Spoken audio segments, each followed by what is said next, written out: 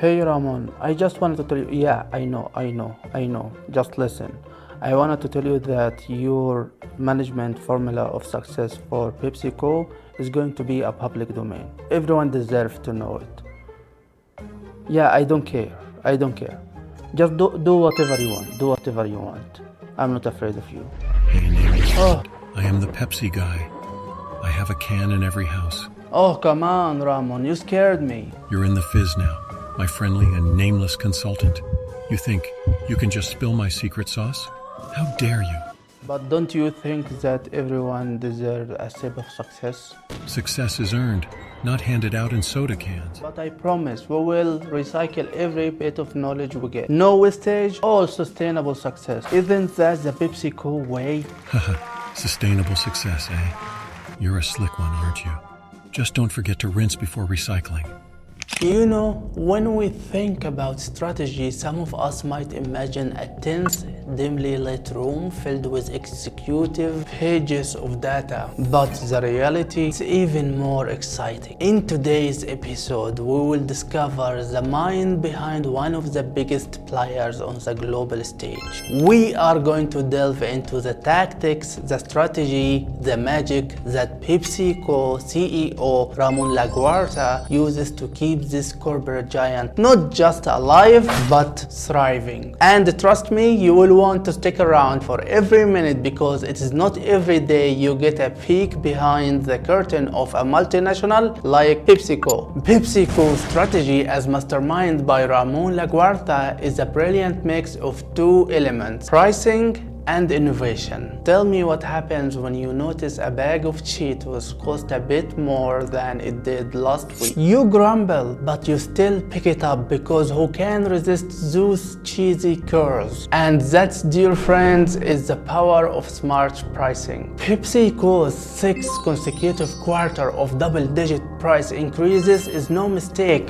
It's a strategy. A 15% hike in net pricing, that doesn't just happen. And yet, their volume might have fallen by 3%, but guess what? Their revenue rose by 10%. As the CEO Laguarta put it, their brands are stronger and the perceived value of their products is better than ever.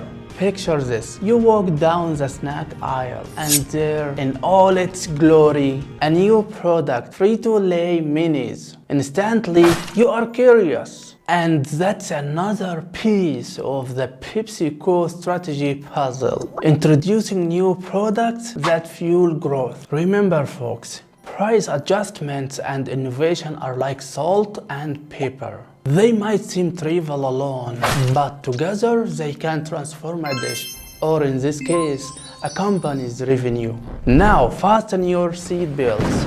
Folks, it's time for us to go on a roller coaster ride through the fascinating world of strategic pricing. We have seen how PepsiCo increased its net pricing by 15%. But what did this entail? Here's the thing, it's not just about upping the sticker price. It's much more than that. Imagine you have been buying your favorite bag of flaming hot Doritos for $4. One day you look closer and surprise! The 9.75 ounce bag has magically shrunk to 9.25 ounces. There is half an ounce gone. But hey, it still costs the same $4.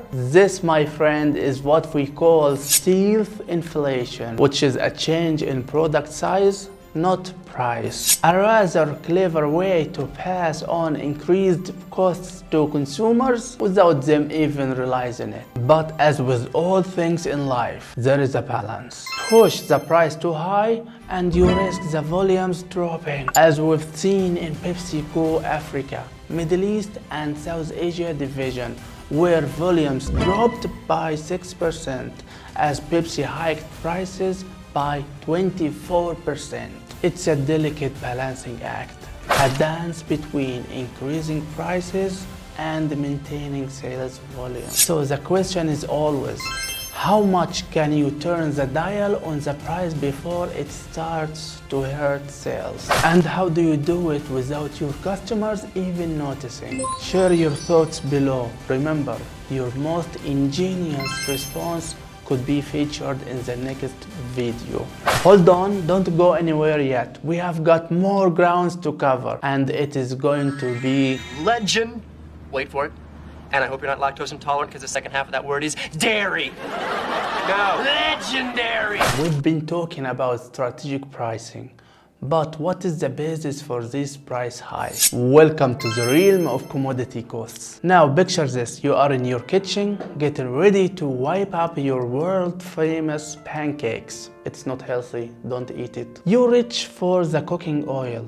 It is not healthy either. Yikes, you've run out. So off you go to the store, only to find that the price of cooking oil has shot up since your last purchase. That's essentially what happened to PepsiCo. The cost of commodities like cooking oil started to rise, and they had to pass on these costs to the consumers. But here is where the art of business maneuvering comes into play. The company's CFO, Hugh Johnston, explained that these price hikes would likely return to single-digit range in the second half of the year. Now that's what I call a price seesaw. However, can companies keep pulling the pricing lever as they please? What happens when inflation eases? Would companies lose their pricing power? Let's have a discussion in the comments. And you know the drill. The most thought-provoking comments get featured in the next video. From here, it's about to get spicy. I want you to picture yourself at the grocery store, list in hand, ready to conquer the snack aisle. But wait a minute. Those chips you love, the price has jumped up again. What are you going to do? Buy it anyway or look for a cheaper alternative? This, my friends, is called price sensitivity. Now I need you to turn your attention to a statement made by Lil Brainard, Biden's top economic advisor. Brainard expects consumer price increases to start easing as consumers become more price sensitive. Translating that into everyday terms, people might start saying no more to higher prices. And of course, the term of price sensitivity is connected to your purchase power. For example, if Warren Buffett needs an iPhone and the prices of the iPhone increased by $200, $300, $1,000, maybe $1 million, he has no problem. But you, my dear friend, are price sensitive. If the prices increased by 10%, your pocket is affected. Let's get back to Brainard. She has some advice for corporations. She advised to start bringing down their markups after having raised them over the past 2 years. She claims that the power to control inflation lies partially in the hands of corporations. How about that, folks? The responsibility of economic stability resting on corporate shoulders. Let's pause here for a moment. I want to hear your thoughts.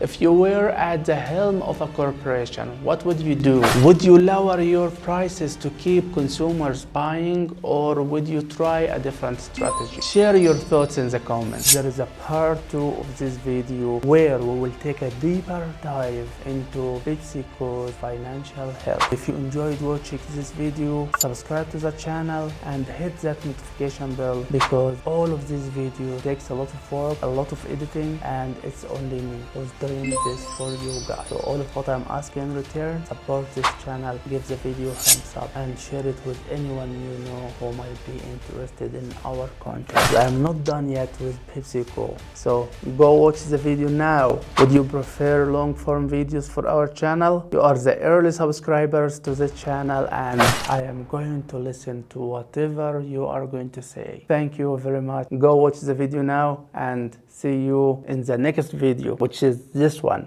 Go watch it now. Peace out.